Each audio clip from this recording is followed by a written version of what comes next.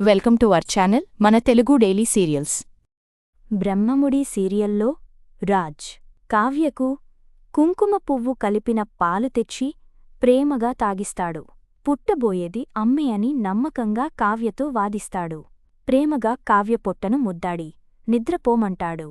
కావ్య రాజ్ తన మీద చూపించే ప్రేమకు తెగ మురిసిపోతూ ఉంటుంది. ఆ సీన్ చాలా ఎమోషనల్గా సాగింది. మరోవైపు రుద్రాణి తన ప్లాన్ రాహుల్కి చెప్పడం కీలకంగా మారింది.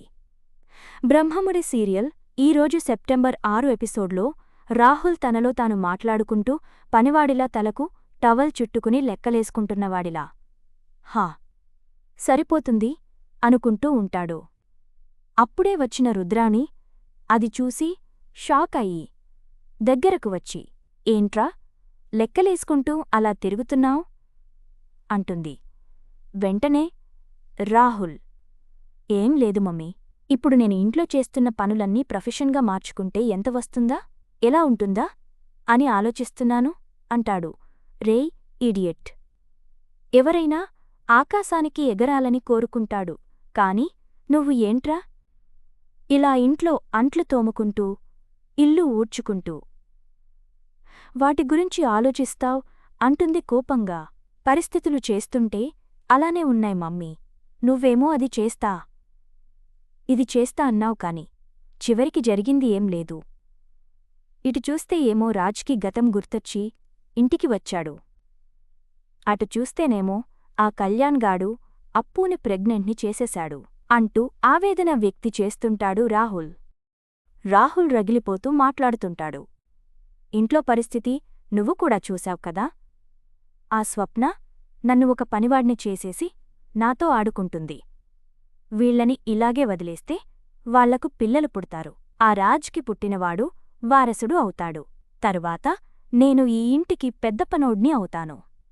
అలవాటైన పనే కదరా అని అంతా వాడుకుంటారు.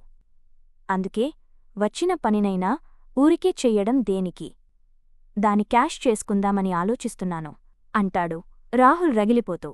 అలాంటి కర్మ నీకెందుకు పట్టనిస్తానురా అంటుంది రుద్రాణి కోపంగా. నీకు ఈ అమ్మ ఉన్నంతవరకు నువ్వు ఈ ఇంట్లో ఎప్పటికీ రాజే, నీ తరువాత నీ కూతురే ఈ ఇంటికి వారసురాలు అవుతుంది, అవ్వి తీరుతుంది అంటుంది రుద్రాణి.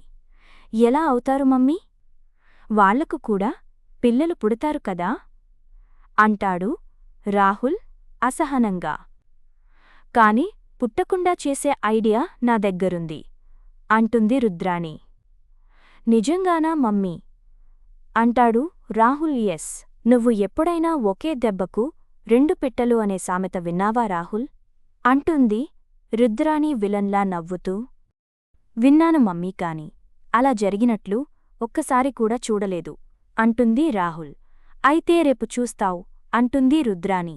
ఏం ప్లాన్ చేస్తున్నావ్ మమ్మీ అంటాడు రాహుల్. చెప్పను చేసి చూపిస్తాను అంటూ నవ్వుతుంది రుద్రాణి. అంటే కావ్య అప్పు ప్రమాదంలో ఉన్నట్లే అనమాట, మనం ముందే ఊహించినట్లు.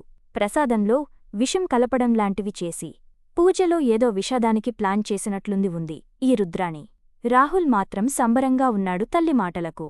మొత్తానికి రుద్రాణి దెబ్బకు అసలే ప్రమాదంలో ఉన్న కావ్య ఇంకా ప్రమాదంలో పడుతుందేమో మరి.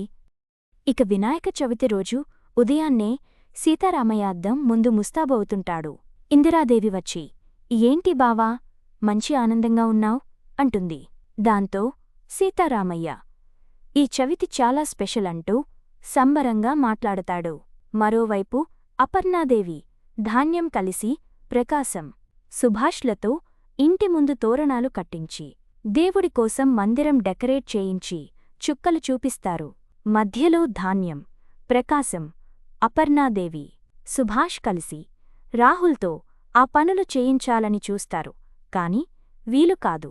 దాంతో సుభాష్ ప్రకాశాలే బలి అవుతారు.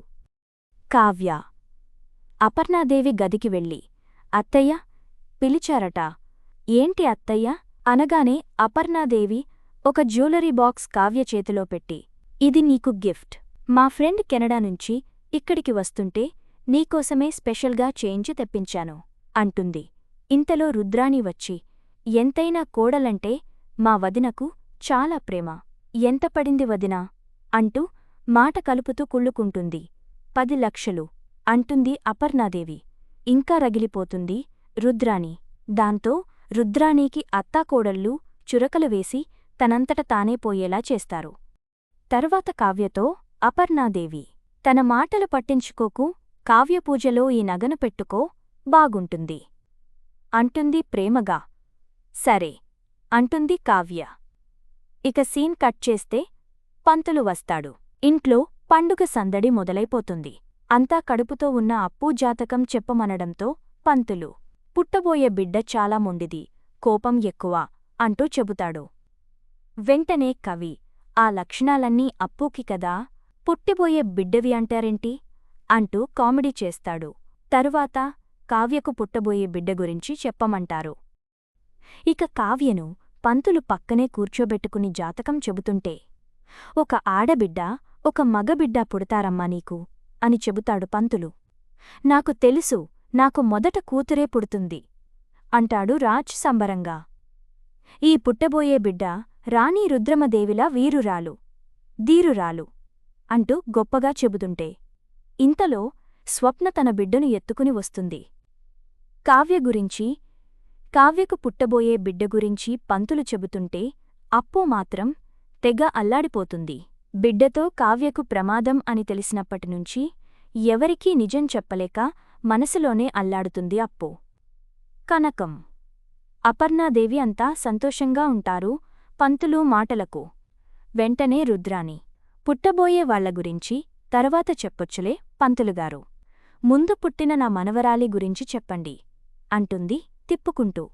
మరిన్ని వివరాలు తరువాయి భాగంలో చూద్దాం.